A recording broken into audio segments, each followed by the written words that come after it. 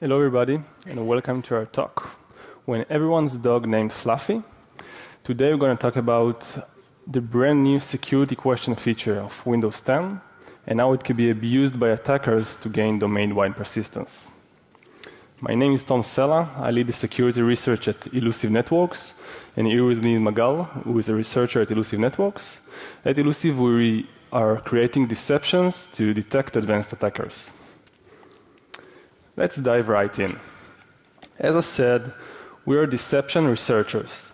Deceptions are basically pieces of information planted by defenders in order to trick attackers and detect them. And we researched a place called LSA Secrets, which usually hold binary information. And while researching the LSA Secrets, we stumbled upon that string. What was your first pet's name? That was kind of strange because we didn't expect to find such strings at the LSA Secrets, and at that point we decided that this is interesting, we should dive into it to understand what is it all about. And the talk that you are going to hear is the outcome of our journey to understand what is this string and whether there are any security implications of it being there. So what was it? Windows introduced a new feature in last April, a security question feature. It enables local users to reset their passwords. They need to answer correctly 3 out of 6 predefined security questions. And as you just saw, the questions and answers are stored in the LSA Secrets. A typical flow will go as follows. The user is unable to enter his correct password. It will be presented with a reset password button, and then it will be able to answer correctly 3 questions. He will be able to reset his password to a new password and gain access to his machine. And generally, security questions is not a new thing. They've been around for a very long time. It was initially used by financial institutes to identify their customers. In the early 2000s, it became widely used by many websites in order to enable users to reset their passwords. But nowadays, many question how secure are security questions. And most reset password mechanisms usually involve multi-factor authentication. And it made us wonder what made Microsoft decide to introduce such a feature in 2018. And because security questions, like passwords, enable users to gain access to a system, we want to compare how they are secured and whether the same mechanisms that were introduced to make passwords more secure were also applied to security questions. And we compare the implementation of the two at Windows. So passwords have complexity requirements and expiration date. The two does not apply to security questions. I do not know anybody that his mother's maiden name ever changed. From an administration perspective, admins can set GPOs that control how users will use their passwords, while the same does not apply to security questions. We did not find any GPO or any kind of admin setting that can enable admins to control how users are using the security questions. From auditing perspective, there are various events that are generated whenever a user uses his password correctly or incorrectly. While the same does not apply to security questions, there is only one single event that is generated whenever a user resets his password, but there are no events that are created whenever a user creates or sets his security question. And lastly, from a social engineering perspective, we all know that passwords are not immune to social engineering, but the situation is much worse when it comes to security questions. An attacker can even get information online. You can access Facebook and find out what school did you went to. And in recent years, there are many attacks that involve such a scenario of getting the answers for security questions in other means. And we want to know also how the community feels about this feature. And as you see, the reactions were quite enthused. Most of the Google search results involved how to disable the security questions. So far, we covered what is this new feature. But as security researchers, we want to know whether there are any security implications, or does this new feature introduce new attack surface? And we divided the situation into two. The first side, whether security questions can be used as a means to gain access to a system or escalate privileges. And of course they are. You can do brute force attacks and social engineering, but this topic was widely covered in the past. What we want to talk about today is whether security questions can be used as a stealthy backdoor. How would such a scenario go? An attacker, after already obtaining privileged credentials in the network, can remotely set the questions and answers of all Windows 10 machines in a domain. He can decide that everyone's dog named Fluffy. And from that point on, whenever he wants to regain access to any machine, he just needs to be able to answer correctly on the security questions. The answer will be Fluffy. And as we just saw, it is currently not auditing in any way. And generally speaking, this method is a persistent method, and many of the innovation in recent years shifted from how to obtain privileged credentials to how to keep persistence in a network even after you're getting detected, and making sure that no matter what happens, you will be able to regain your access into the network. And this is the topic of our talk today. How would such a scenario be possible? How an attacker could set everyone's dog's name to be Fluffy? You will need to be able to do the following things. You need to be able to reset security questions remotely. You need to be able to reset the password remotely. And lastly, change back what he did in order to go unnoticed. So what do you think? Can it be done? I'll let Magal answer that.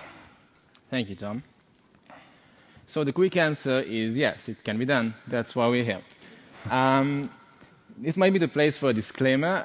What we are about to walk through is not per se an exploit, but rather an abuse of mechanism in ways that the designer probably did not intend. So let's review our roadmap. In order to use security questions as a stealthy backdoor, we need to prove that we can do three things. Set security questions remotely, reset the password with the questions we've just set, and then revert the password back to what it was. Let's start with how to set security questions remotely. So as Tom mentioned earlier, security questions are implemented in the LSA Secrets mechanism. LSA Secrets is a safe storage mechanism in Windows. It is based on the registry, and it stores all kinds of things like machine password and DP API keys and all sorts of stuff. And if you want to access LSA Secrets are basically, each secret is a registry key in which you have protected binary data. And there is an API to access LSA Secrets, which allows you to set, open, create, read. It's pretty much like the API for working with files on Windows, only that here behind the scenes, when you perform a write operation, then the OS is going to encrypt the data and store it encrypted. And when you perform a read operation, then the OS is going to decrypt it for you. Now, it is encrypted in AES. And the encryption scheme is quite complex, but the important issue, it's not an issue, the important thing to understand about how it is encrypted is that in order to assemble the AES key with which the LSA secrets are encrypted, you need to collect artifacts from the registry on that machine, assemble them, XOR them, manipulate them in several ways, and from this data you can recreate the key with which those secrets are encrypted. So if you have full access to the registry on the machine, it's really not that difficult to get the key with which you can read and write LSA secrets. Now, there is another problem. In order to access those parts of the registry, you would need to have a system account. And that's a problem, because what we want to do is access the LSA secrets remotely, and we can't do that with the system account. Luckily, our administrative user does have the permission to change ACLs. So we can't read and write, but we have the ability to give ourselves the permissions to read and write, which is quite convenient. And we were looking for ways to implement that, and we found three ways. We found one one thing we could do is dump the security key to the disk using administrative backup privileges, but that's not good enough for us because that's just for reading the secrets. And so changing ACLs, we found regINI, which is a utility that allows you for very crude changes of ACLs. Word of advice, don't test it on your own machine from experience. And eventually we came to an RPC which allows you for precise modification of ACL. So we can take the target machine and give our user the exact permissions in the registry that we need in order to perform this act. So now, enough about LSA secrets in general. If we take a look at the security questions LSA secret, we see that the plain text data is just a JSON with 3 questions and 3 answers. Not so many limitations, by the way, on length and stuff like that. You can input empty strings as questions, as you can see in this example. And if you want to locate the secret, then you do it, you find the registry key by the format, by the name L, which stands for local, AskUSA, which we assume stands for security questions, security answers, and the GUID of the user to whom the security questions belong. So if I were to change security questions on a remote machine, I would have to do the following. First, I would have to create a JSON with the questions and answers I want to plant there. Then I would have to use the RPC I've described to give myself permissions to read and write the parts of the registry I need to have access to. By using this access, I would collect the artifacts from the registry with which I can create the AES key. Then I could decrypt my own JSON and then write it to the remote machine in the right name format. And by doing that, I can change security questions and answers on a remote machine. Which takes me to the next part. Let's say I've already done that. Let's say I know the security questions and answers on a remote machine. Can I use them remotely to change the password? So if you remember, we accessed the reset password button from WinLog on screen. How do I get remote access to WinLog on screen? By RDP. But a few years back, when you would do RDP, you would get this screen, the WinLog on screen of the remote machine through which you can reset the password. But nowadays, you get this prompt, which asks for the credentials in advance. And if you look at it closely, you will not see any reset password button over there, and that's a problem for us. So we were thinking, what is that? How do we go back to this? And this is NLA. It is the latest of several protection upgrades that the RDP mechanism received over the years. RDP is pretty old. It was born in 1998. And in 2007, with Windows Vista, Microsoft introduced NLA, which allows for authentication of both the RDP client and the server in advance. And it's really bad for us because NLA does not allow you to reset password remotely. Luckily, in the negotiation phase of RDP, as an RDP client, you can specify that you do not support NLA by saying you do not support CredSSP, which is the provider which implements NLA, and thus ask the server to give you back the old WinLog on screen through which you can reset password remotely. By the way, NLA can be enforced on a machine, but earlier on, when we planted the security questions, we had access to the registry, and we could change a single registry value to remove the enforcement. So the quickest way for us to do a POC of this interruption of the negotiation is to create an RDP file which connects to the target and add a parameter saying enable CredSSP support, false. We do not support CredSSP. And by running this RDP file, we are going to get the remote WinLog on screen, which allows us to do a reset password operation remotely. Now, the last phase is we just changed the user's password, and we don't know what it was before we changed it. And if the user is active, someone is going to try to use it and notice that the password had been changed. We're going to change it back. Now, can you do an undo, Control-Z, to a password reset, password change operation in Windows? So turns out it's pretty simple. Luckily, in order to prevent people from reusing their passwords, Windows stores historic NTLM hashes of passwords that were used on the machine. Now, they are stored protected, again, in AES in the registry, but just like with LSA secrets, if you have access to the registry, it's not that hard to read them. Now, once you have the NTLM hash of the password that you just overwritten, you can use an undocumented API, SAMSET information user, and reinstate the NTLM hash that was active just before you changed it, and set it as the active NTLM hash, effectively undoing the password change.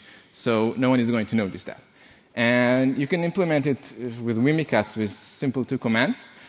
And so that's it. That was our last phase. Now let's show a demo of how the whole flow works.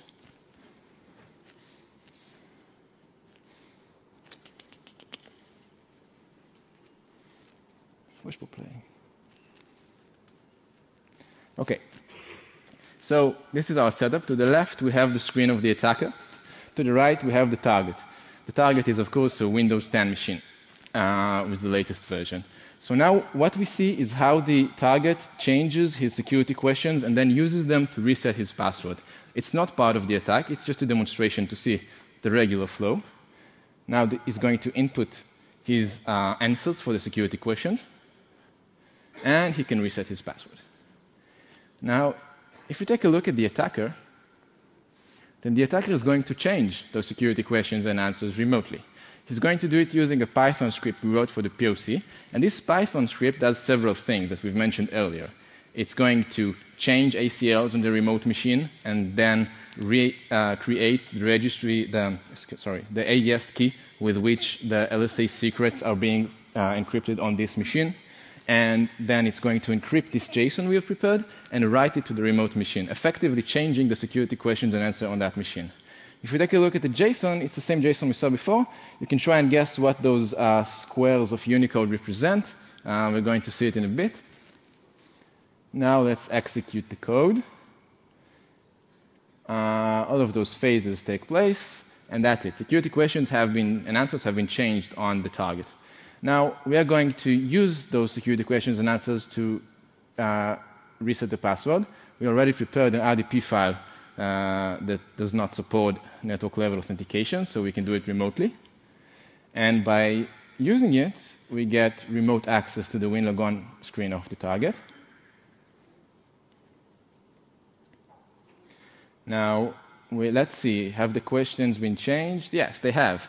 Now, those Unicode squares were emojis. It was Tom's great passion throughout the project to find a way to use emojis in the security questions. Of course, the answers are all fluffy. And that's it. We can reset the password on the remote machine. We skipped.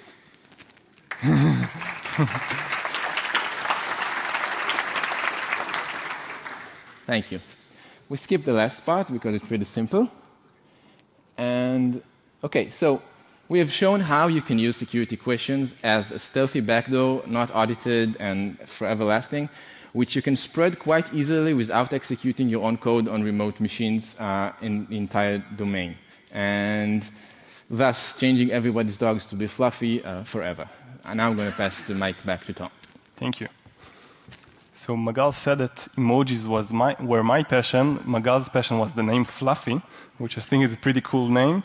And we expect from the guy that came up with the title, when everybody's dog named Fluffy will name his own dog Fluffy. Well, apparently he named it Roland, but we used this picture during the slides. So both me and Magal are security researchers, and we look at things from a defensive perspective. And it was very important to us to understand how the risk of this new feature could be minimized. And we wanted to share with you what our recommendation in order to minimize that risk, and divide it into two. The first part involves Windows. We believe that it will be important to add additional auditing and GPO settings to enable better monitor of security questions, something that is currently lacking. The second thing is that we believe that it will make sense to enable an opt-out option from the security questions, specifically on Windows Enterprise. Such a feature makes sense for the home consumer. I would like my mother to have the ability to reset her password in case she forgets it. But when we talk on an enterprise environment, when you have dedicated teams to manage users, it makes less sense to enable such a feature. And lastly, if you decide to implement a security question feature in 2018, at least enable the users the ability to customize their own questions, so it makes much more difficult to socially engineer or maybe brute force the answers. The other side of our recommendation involves security teams, people like us, what we can do when we go back home. So the first recommendation is minimize the usage of local user. That attack involved utilizing a local user and reset its password. And generally, local users are less audited, which makes them a more prime target for attackers. And so we advise to minimize any usage of local users in an enterprise network. Second thing is to monitor the reset password event and also audit any ACL changes on the security question IVE. Both steps that we had to take during our attack, and if they will be monitored, they will raise a red flag on time. The third recommendation, which we believe is the most efficient one, is to enforce NLA in your network. As we just saw, we were able to bypass NLA by setting a specific flag. There is a GPO that enforces NLA in the enterprise. It's quite a simple one, and it is a very effective one because it prevents the entire attack. An attacker will not be able to reset passwords remotely.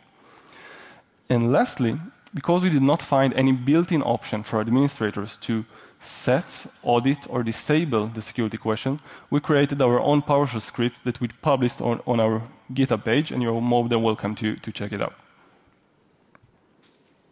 So let's review everything we covered so far. We covered a new usability feature that raises some serious security questions. We showed how this feature could be utilized by attackers to create a stealthy backdoor and keep persistence on a network. And lastly, we shared with you what are our recommendations that can minimize the risk of this new usability feature. And we have to say that as security researchers, we understand that usability more often comes in a price of security. But we believe that it's our job to understand the implications so we can make sure that everyone's dog will not be named Fluffy. Thank you very much.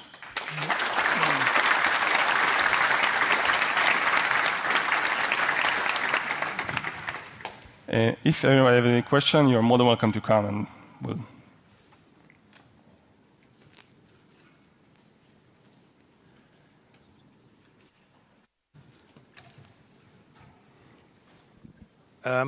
Hi. Does this also work on Windows Server 2016?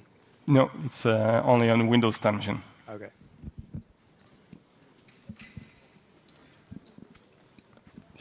Anything else?